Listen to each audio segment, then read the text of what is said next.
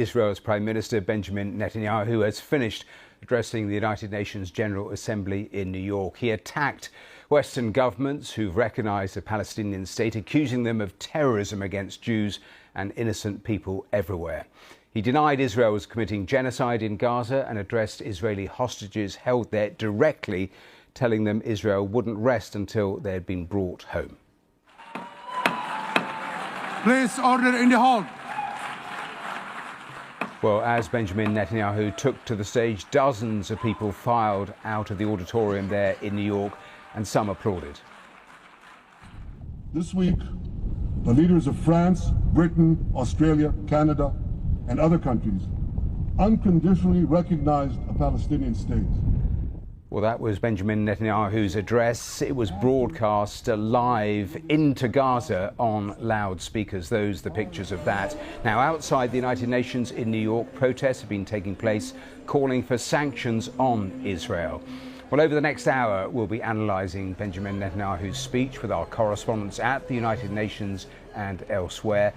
But first, let's hear a little of what the Israeli Prime Minister had to say. For much of the past 2 years, Israel has had to fight a seven-front war against barbarism, with many of your nations opposing us. Astoundingly, as we fight the terrorists who murdered many of your citizens, you are fighting us. You condemn us, you embargo us, and you wage political and legal warfare, it's called lawfare, against us. I say to the representatives of those nations, this is not an indictment of Israel. It's an indictment of you. It's an indictment of weak-kneed leaders who appease evil rather than support a nation whose brave soldiers guard you from the barbarians at the gate. They're already penetrating your gates. Well, Mr. Netanyahu spoke for about 45 minutes. He also called out the UK, France, Australia and others for not showing support for Israel. Yet over time, many world leaders buckled. They buckled under the pressure of a biased media, radical Islamist constituencies, and anti-Semitic mobs. There's a familiar saying,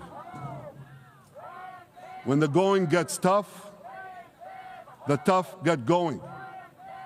Well, for many countries here, when the going got tough, you caved. And here's the shameful result of that collapse. For much of the past 2 years, Israel has had to fight a seven-front war against barbarism, with many of your nations opposing us. Astoundingly, as we fight the terrorists who murdered many of your citizens, you are fighting us.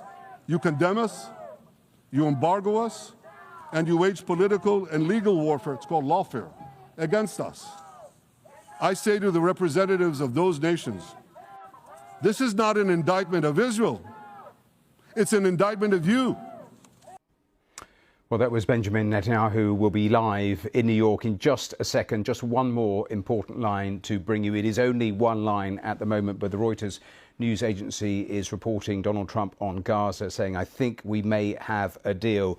No other detail apart from that one line, but it's worth bringing to you in terms of the context of what we'll be analysing over the next hour or so. So let's go to our chief international correspondent, Lise Doucette, who's there at the United Nations. Lise, I'll come to that element in a moment or two, but that speech, give me your snapshot assessment first of all. Matthew, I'm just digesting what you just reported about this breaking news line, just as everyone is reflecting on that hard-hitting, defiant speech by Prime Minister Netanyahu, taking on the growing momentum around the world, which has been reflected here all this last week at the world's top table, with the vast majority of countries, including more and more Western countries, recognizing the right of the Palestinians to have their own state. And calling for the war to end now, not after more military operations, as Prime Minister Netanyahu continues to push inside Israel.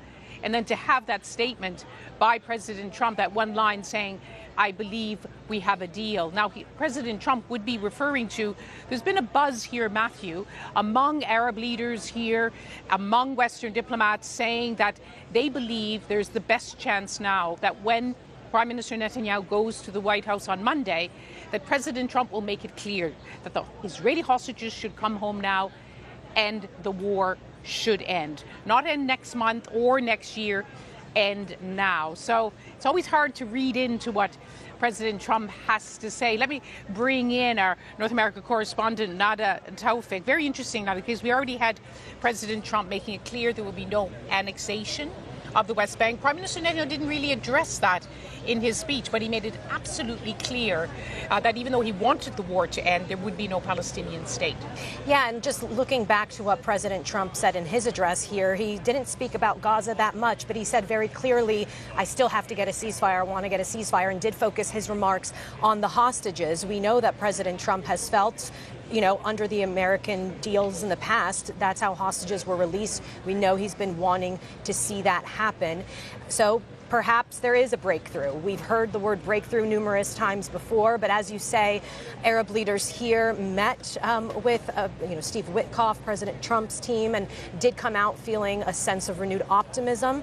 So perhaps we'll see something in the coming hours. And it is notable, as you say, given everyone's fears that Benjamin Netanyahu would come here and, as defiant as he was in that speech, be even more aggressive toward calling for annexation, something we know those in the far right of his party want to see happen.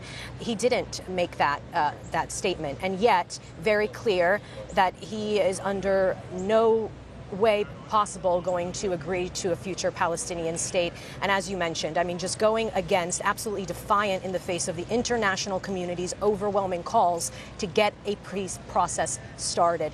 To do that, because as European leaders are saying, the reason they decided to recognize Palestinian statehood is because if they don't do it now, there won't be a state to recognize.